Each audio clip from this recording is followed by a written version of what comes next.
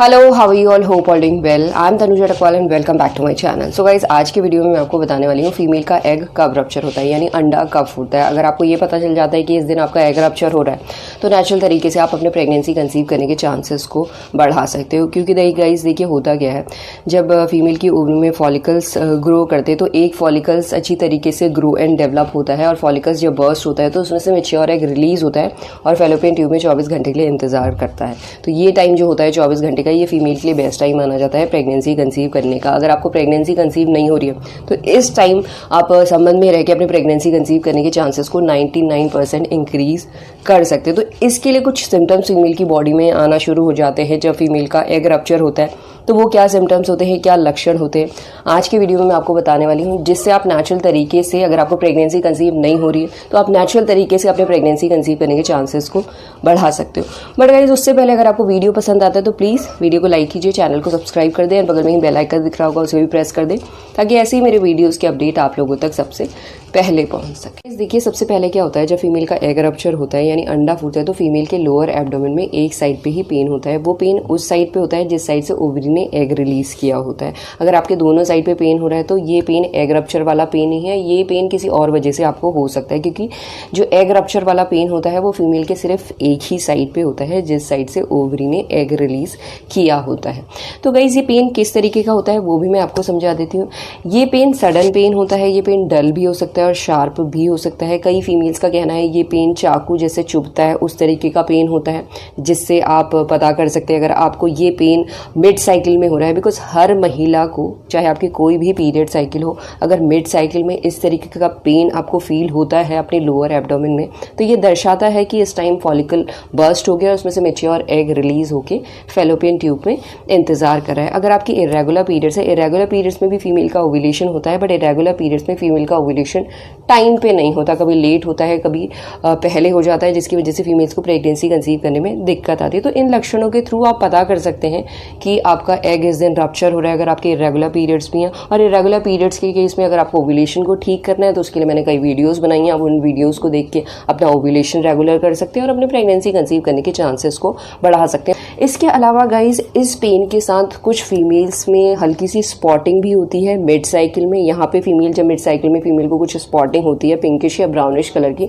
तो फीमेल घबरा जाती है। तो ये घबराने की बात नहीं है गाइज। अगर आपको मिड साइकिल में पिंकिश या ब्राउनिश कलर की स्पॉटिंग दिखाई देती है, इसका फ्लो ज़्यादा नहीं होता है, लाइट सा फ्लो होता है, कि ये दर्शाता है कि इस टाइम फॉलिकल बर्स्ट हुआ है, जिसकी वजह से फीमेल को ये स्पॉटिंग हो रही है। ये स्पॉटिंग में आपको घबराना नहीं है, ये ओव्यूलेशन की स्पॉटिंग होती है जो दर्शाता है कि फीमेल की ओवरी से एग रिलीज हो गया और इस टाइम आपको संबंध में रहना है, घबराना नहीं है। क्योंकि अगर आपको प्रेगनेंसी कंसीव करनी है तो आपको रिलेशन में रहना पड़ेगा, तभी आपको प्रेगनेंसी कंसीव हो सकती है। इसके अलावा गाइस, कई फीमेल्स के लोअर एब्डोमेन में ऐठन जैसी फील होती है, प्रेशर टाइप फील होता है, ब्लॉटिंग सी फील होती है। ये इसलिए होता है गाइस, देखिए जब फीमेल के फॉलिकल्स बनते हैं तो फीमेल की बॉडी में एस्ट्रोजन हार्मोन काम कर रहा होता है। जब ओवरी से एग रिलीज हो जाता है तो फीमेल की बॉडी में प्रोगेस्टेरोन हार्मोन इंक्रीज हो जाता है। प्रोगेस्टेरोन हार्मोन इंक्रीज होने की वजह से फीमेल की बॉडी में ब्लॉटिंग सा फील होना या ऐठन जैसी फील होना या प्रेशर जैसा फील होना, ये सब इसीलिए होता है बिकॉज फीमेल की बॉडी में हार्मोनल चेंजेस भी हो रहे होते हैं। साथ में बिकॉज ऑफ हार्मोनल चेंजेस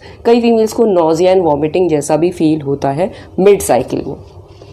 इसके साथ गाइस, कुछ फीमेल्स में ब्रेस्ट में टेंडरनेस जैसा फील होता है, यानी हल्का सा पेन होना शुरू हो जाएगा या ब्रेस्ट बहुत ज़्यादा टाइट लगने लगेंगी, कड़ापन सा उसमें लगना लगेगा, यानी बहुत कठोर टाइप फील होने लगेगी। ये भी साइन है कि आपका एग रप्चर हो गया। इसके साथ कई फीमेल्स में गाइस जो लिबिडो होती है वो इंक्रीज हो जाती है। लिबिडो भी इसलिए इंक्रीज होती है बिकॉज ऑफ हार्मोनल चेंजेस। तो ये जो सारे लक्षण जो मैंने आपको बताए हैं ये बहुत ही ऑथेंटिक से लक्षण हैं जो ज़्यादातर फीमेल में देखे जाते हैं।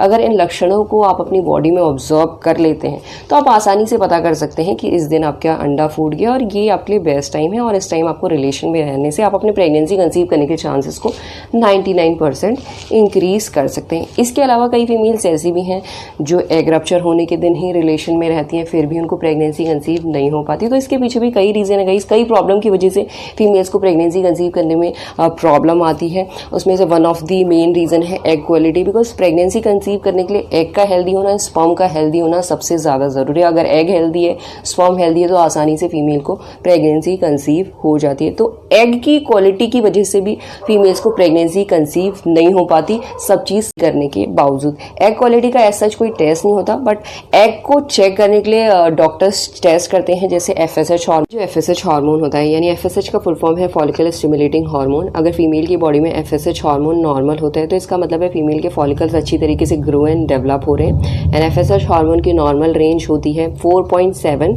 to 21.5 इंटरनेशनल यूनिट पर लीटर। दूसरा हार्मोन ल्यूटिडाइजिंग हार्मोन, जिसे हम LH हार्मोन भी बोलते हैं।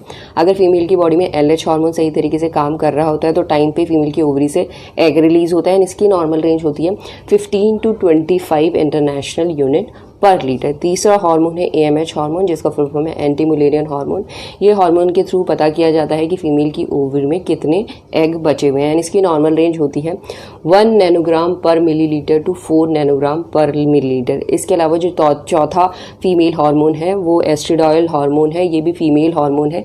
ये एक टाइप का एस्ट्रोजन हार्मोन है जो FSH का ही कंपेनियन है, यानी इसमें पता करते हैं जो फीमेल के फॉलिकल्स हैं वो सही तरीके से, उनका जो साइज है वो सही तरीके से इंक्रीज हो रहा है या नहीं हो रहा है। एंड जो इसकी नॉर्मल रेंज होती है गाइज, ये होती है 15 to 350 पिकोग्राम पर मिलीलीटर। इसके अलावा कई फीमेल्स का ट्रांसवेजाइनल अल्ट्रासाउंड भी किया जाता है टू चेक एग क्वालिटी। इसमें जो वाइबल एग्स होते हैं, यानी जो मेच्योर होने वाले एग्स होते हैं, वो कितने बचे हुए हैं वो पता किया जाता है। तो इन टेस्ट के थ्रू पता किया जाता है एग क्वालिटी का। बट एग अगर क्वालिटी की बात करें एज सच, तो एग क्वालिटी का एज सच कोई टेस्ट नहीं होता।